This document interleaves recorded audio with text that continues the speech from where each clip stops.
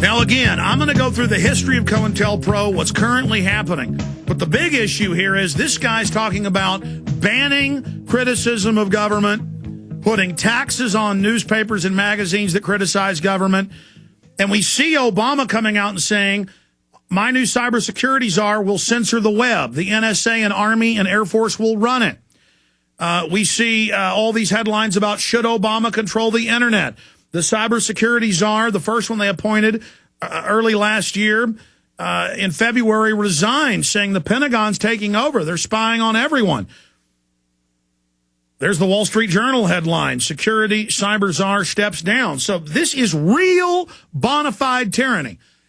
And he uses an extreme Orwellian example. If you say 2 + 2 = 4, and he says that's a conspiracy theory, he says it's 5, they want it to be idiotic. They want to set the precedent that they killed Khalid Sheikh Mohammed more than a dozen times and never retract the last time they claimed they killed him, and then the next time they capture him.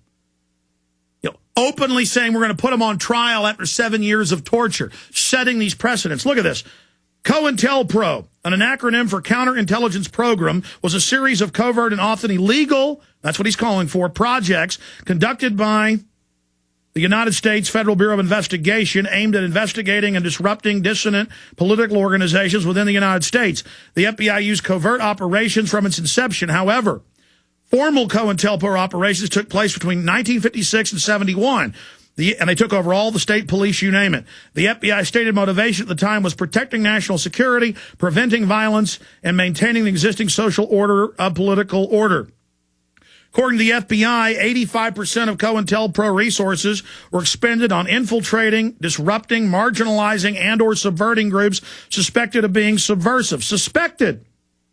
And then this was what was popular, so they only released this at the time. It was really after conservatives and the John Birch Society they were going after. But such as communist, socialist organizations, the women's rights movement. There's now come out the CIA funded that. That's baloney. Militant black nationalist groups, they did go after them. And nonviolent civil rights movements, including individuals such as Martin Luther King and others associated with the Southern Christian Leadership Conference. And it just goes through. Now, we know modern CoIntelPro is all peace groups, all libertarian groups, all in the Fed groups. This has all been leaked or declassified in the last 3 years. The MIAC report, the Homeland Security that law enforcement gave us, where they list gun owners, conservatives. That's what Homeland Security is really set up for. And here's the deal.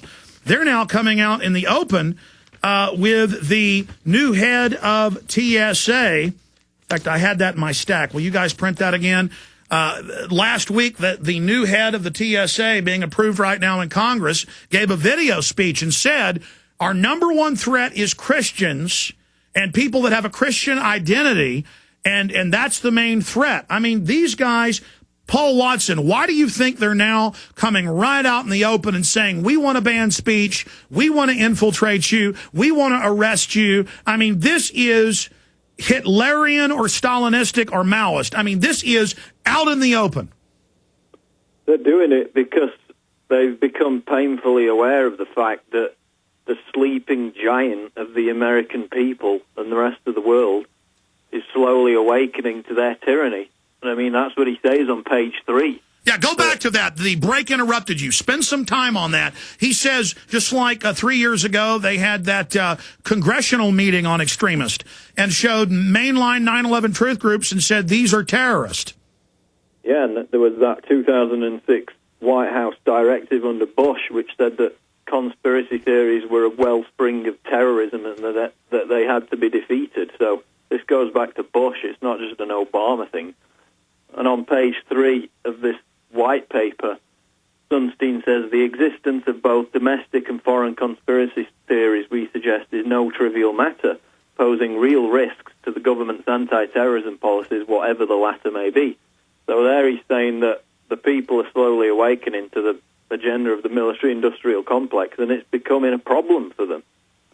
Now, what's interesting about his solution to it, later on, he admits that in a repressive society, more conspiracy theories emerge, which is true, because governments lie and oppress people, and the people become more suspicious of government.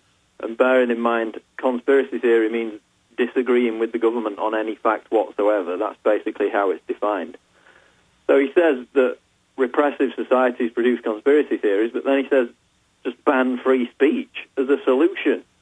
On page 20, he says we could imagine circumstances in which a conspiracy theory became so pervasive and so dangerous, which in their eyes is what 9/11 Truth was becoming a few years ago, that censorship would be thinkable. So again, he's saying ban free speech. As I said before, page 14, he says ban conspiracy theories.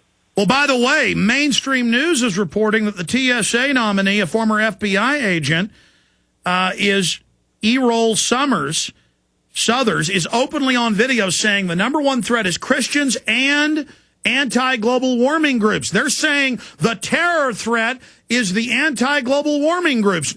Totally peaceful. And you have Europe openly calling for banning them. The London Guardian saying, charge Lord Monckton with treason and execute him. Exactly, and that's another one of the conspiracy theories listed in this report. It's on page 4, along with the conspiracy theory that powerful people were involved in the assassination of JFK, which about 90% of the American people now fully believe. So these people don't even realize, or their chutzpah doesn't allow them to recognize the fact that they're now the minority. But it also lists global warming as a deliberate fraud. That's also a conspiracy theory questioning global warming, which has proven to be a complete fraud in light of ClimateGate. So all along the line, he's saying basically that any dissension against the prevailing authority of government and whatever they say is a conspiracy theory and should be countered.